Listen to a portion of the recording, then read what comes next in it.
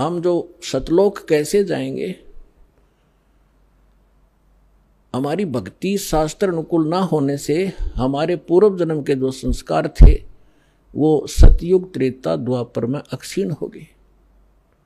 अब चौथा युग जब कलयुग आ गया, अब इसमें आप देख रहे हो कोई प्राणी सुखी नहीं है, कोई भी सुखी नहीं है।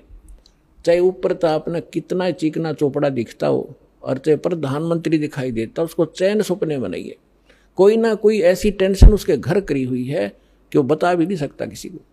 तो इसलिए परमात्मा को ये मालूम था कि जब इनके पुण्य क्षीण हो जाएंगे तब इनकी आंखें खुलेंगी। ये वो भक्ति भी करके छक लेंगे, उन संतों के पास भी भटक कर छक लेंगे जिनको ये संत मानते, और फिर भी ये ज्यों के त्यों रहेंगे, तब हमारे दास के पास आएंगे।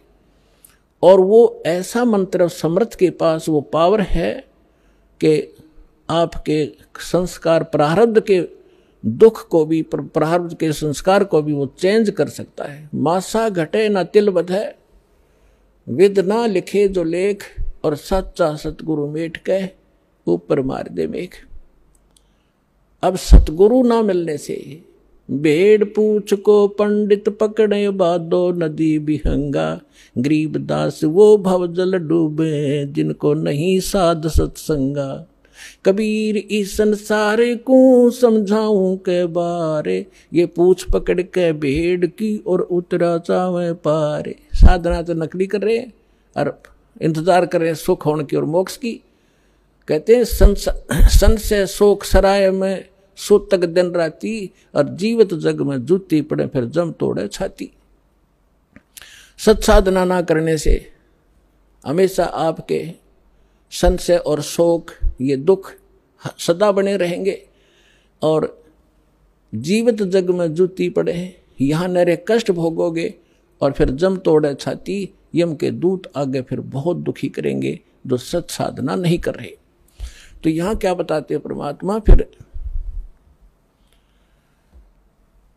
अब जो साधना आप कर रहे थे वो शास्त्र विरुद्ध थी, और जिन भगवानों पर आप सीमित थे वो भगवान कंप्लीट नहीं थे, वो स्वयं नाशवान है, उनकी जन्म मृत्यु होती है।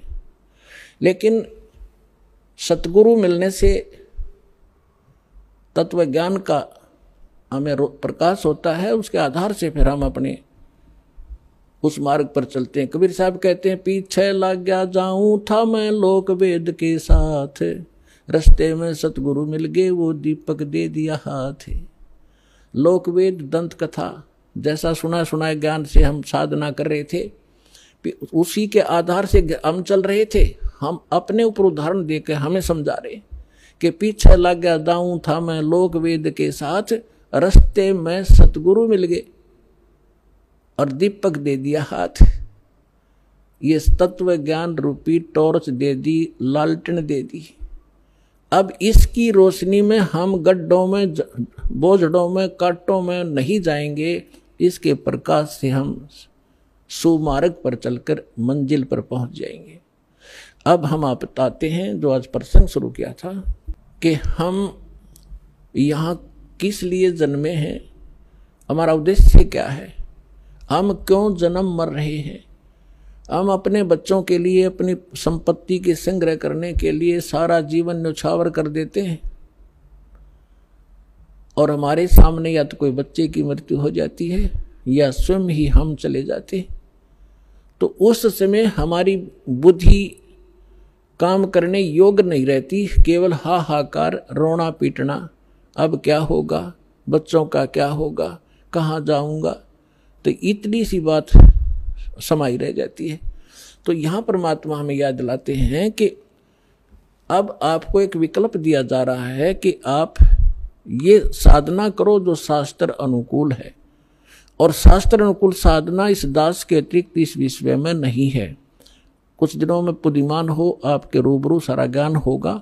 उन महापुरुषों का भी दास दिखाता है, साथ के साथ ये मंत्र बताते हैं, ये मंत्र बताते हैं, ये ज्ञान सुनाते हैं, और ये वास्तविक ज्ञान है, ये वास्तविक मंत्र है, ये हमारे सदग्रंथ प्रमाणित करते हैं। और ये उन्हीं महापुरुषों ने इन मंत्रों का जाप किया जिनको आप मोक्ष प्राप्त मानते हैं, उनके इतिहास से आपके रूबरू किया जाता है, जिससे एक इस उलझे हुए गुत्थी को समझाने के लिए एक पॉइंट के ऊपर ढेर सारे प्रमाण आपको दिखाने पड़ते हैं। जब पिछला रंग हटता है और तब जाकर यह ज्ञान ग्रहण होता है। तो जो प्रसंग चल रहा है कि हम जैसे कई भक्त कह देते हैं कि आपके जैसे कबीर पंथियों से हमारे भक्त मिलते हैं, या राधा स्वामी वालों से, धन धन सतगुरु वालों से, ये ही ज़्यादा भगवान उस सतलोक का ठेका ले रहे हैं कबीर पंथी।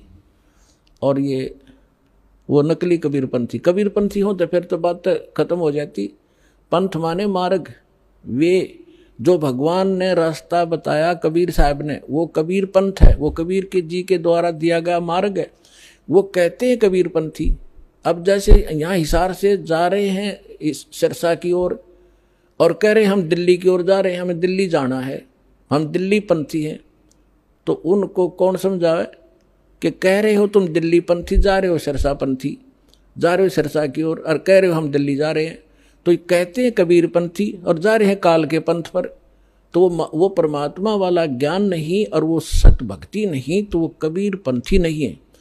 वैसे अब इनका छाप लगी कबीर पंथ की, तो कहना पड़ा है उनको समझाने के लिए कि वो व्यक्ति हैं जो गलत साधना करें। तो ये सभी सतलोक की महिमा सुनाते हैं, और जब हमारे भक्त उनसे कहते हैं कि ऐसे ऐसे वहाँ चलो अच्छी सही साधना है, सही ज्ञान है, तो वो कहते नहीं, वो तो काल के नाम देता, शुरू से ही काल के नाम देता है। काल कौन से? ब्रह्मा विष्णु महेश के, देवताओं की पूजा बताता है। पुण्यात्माओं, ये ज्ञान का टोटा है। जब ज्ञान संपूर्ण होगा तब आपको पता चलेगा कि ब्रह्मा विष्णु महेश ये अलग नहीं कर सकते हम इनको।